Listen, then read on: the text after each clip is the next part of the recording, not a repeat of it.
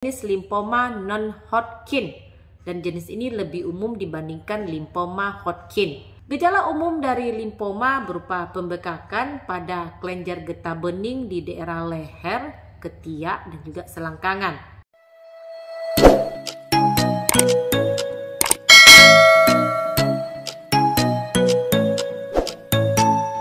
Assalamualaikum warahmatullahi wabarakatuh. Kira-kira sama nggak ya antara lipoma dengan limfoma?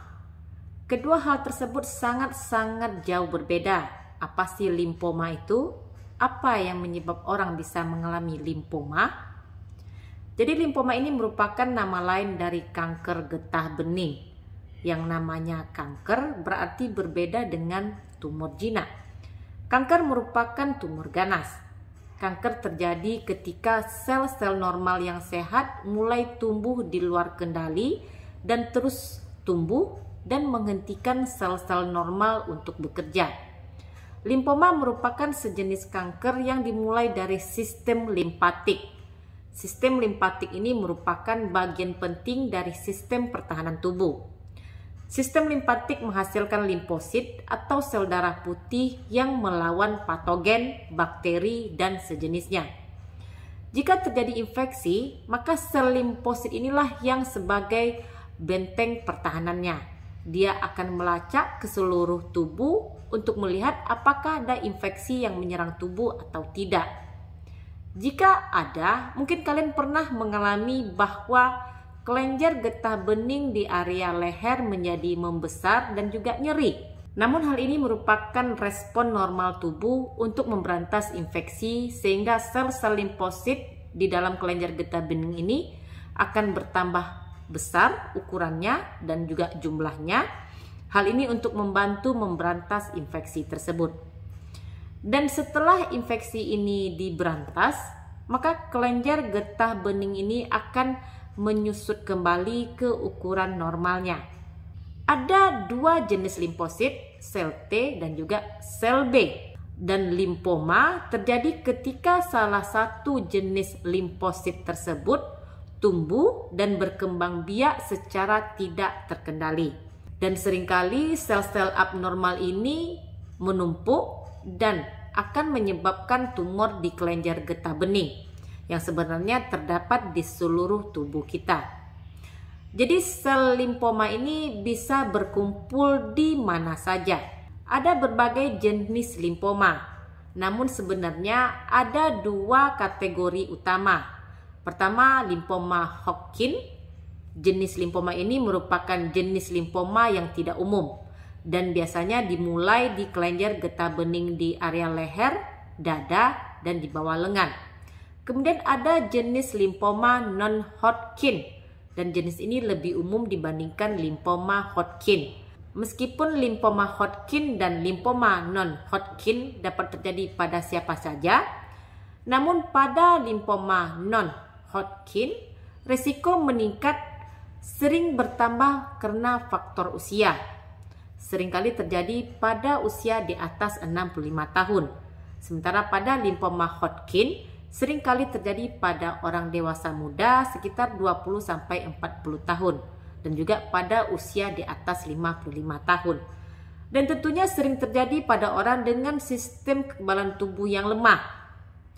Gejala umum dari limfoma berupa pembekakan pada kelenjar getah bening di daerah leher, ketiak, dan juga selangkangan. Namun hal ini seringkali selalu menimbulkan rasa sakit dan seringkali dikaitkan dengan demam.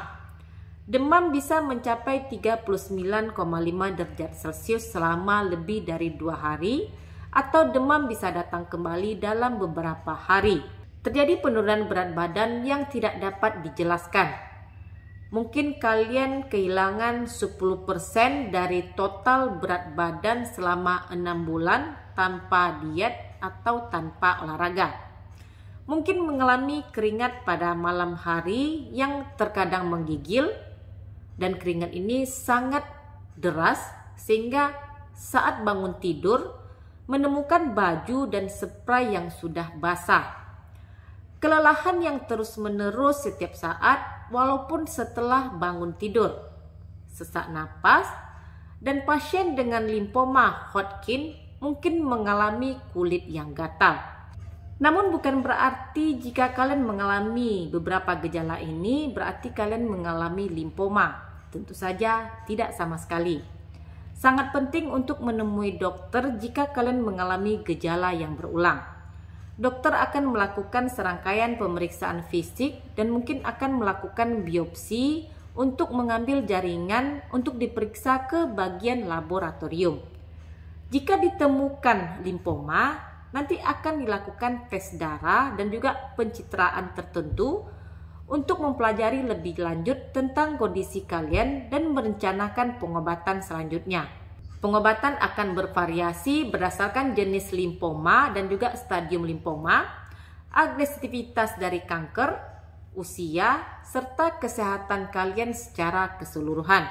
Beberapa limfoma mungkin tumbuh lambat dan pengobatan mungkin tidak harus segera dimulai. Tapi pengawasan yang aktif harus merupakan pilihan yang terbaik. Jika dokter memutuskan melakukan pengobatan, maka pengobatan bisa dengan kemoterapi, terapi radiasi, terapi tertarget, imunoterapi, dan transplantasi sel induk atau sumsum tulang. Kemoterapi ini merupakan obat ampuh yang akan membunuh limfoma. Kemoterapi biasanya disuntikkan ke pembuluh darah di bawah kulit atau diminum sebagai pil secara oral. Obat kemoterapi kemudian akan memasuki aliran darah untuk mencapai dan juga menghancurkan sel kanker. Lalu bisa dengan terapi radiasi. Terapi ini menggunakan sinar berenergi tinggi untuk membunuh sel kanker atau menghentikan pertumbuhannya. Area target radiasi bervariasi tergantung pada stadium dan juga jenis dari limfoma. Jenis terapi radiasi ini digunakan pada limfoma adalah radiasi pancaran eksternal. Untuk terapi yang ditargetkan hanya berfokus pada kelainan spesifik pada sel kanker tersebut. Kalau dengan terapi imunoterapi, maka obat imunoterapi menggunakan sistem kekebalan tubuh sendiri untuk melawan kanker. Sementara untuk terapi transplantasi atau sumsum tulang, maka sel transplantasi akan menggantikan sel induk untuk membentuk darah yang rusak atau hancur selama pengobatan berlangsung. Untuk pengobatan limfoma, mungkin dokter akan melakukan kombinasi pengobatan dari beberapa pengobatan tadi atau memilih pilihan pengobatan yang berbeda dari yang sudah disebutkan tadi. Saat kalian terdiagnosa mengalami limfoma, bicarakan dengan dokter untuk terapi yang terbaik. Demikian video saya mengenai limfoma. Jadi ini akan berbeda daripada lipoma. Semoga bermanfaat. Terima kasih sudah menonton. Jangan lupa untuk di like, komen, dan di subscribe. Dukung channel ini agar lebih berkembang. Jumpa lagi di video saya berikutnya. Stay healthy. Assalamualaikum.